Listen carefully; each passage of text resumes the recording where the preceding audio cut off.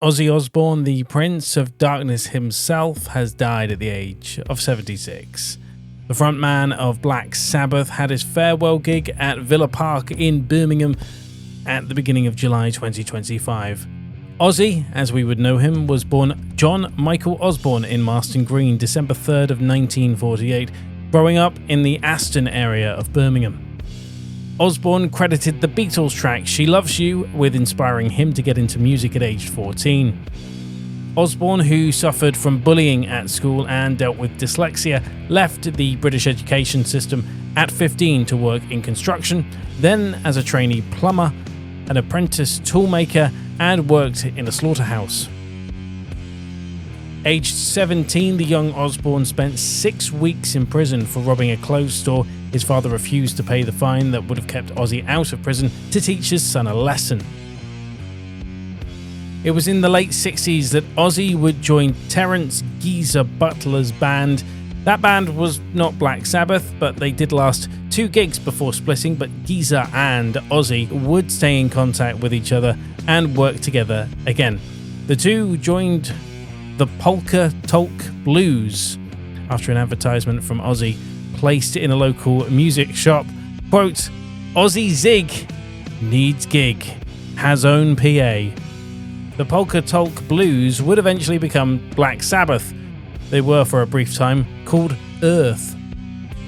Black Sabbath, as we all know, would produce hits such as Iron Man, Paranoid, Changes, and so much more, including God is Dead, which is interesting to listen to in a church setting.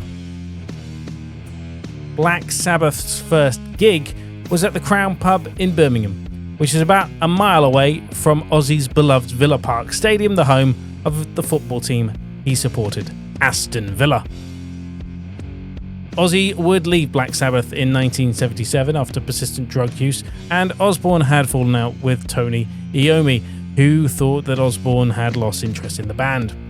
Osbourne would venture into a solo artist, although not at first, as Osbourne admitted in an interview, quote, I'd got £96,000 for my share of the name, so I just locked myself away and spent 3 months doing coke and booze. My thinking was, this is my last party because after this I'm going back to Birmingham and the Dole. However, it was Sabbath's manager, Don Arden, who had signed Ozzy to his Jet Records. That was when Sharon entered the picture, starting to look after Ozzy. It was Don Arden's daughter, Sharon, who would take over his management of Ozzy, which led to an argument which ended violently, in which Sharon had a miscarriage and wouldn't speak to her father for 20 years. It was in 1982 they were married, with Ozzy still producing albums, having previously formed Blizzard of Oz in 1979, though the album of the same name was credited to Ozzy. Ozzy would reunite with Black Sabbath on occasion, including for Live Aid, which was the first time Ozzy rejoined his old band.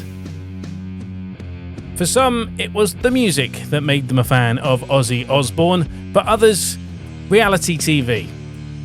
The Osbournes widely credited with being one of the first of the major reality TV shows, featuring his family with wife Sharon and their children Kelly and Jack, whilst the other daughter Amy decided not to participate in the show and often criticizing her parents' antics during the show.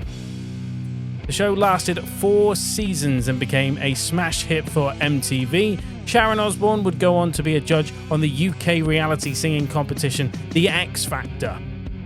In 2003, Ozzy suffered major injuries after a quad bike accident, from which he suffered a broken collarbone and several cracked ribs, and despite his collarbone resting on top of a major artery, Osbourne would have surgery and would go on to headline the 2004 Ozfest, a music festival promoted by himself, wife Sharon, and son Jack. Osbourne had a number of health-related issues in later life, including Parkinson's and emphysema. Ozzy played his final show, the Back to the Beginning farewell concert at Birmingham's Villa Park Stadium on July 5th, 2025. John Michael Osbourne, to many known as Ozzy, died on the morning of July 22nd, 2025, surrounded by loved ones. It was just 17 days after his final performance.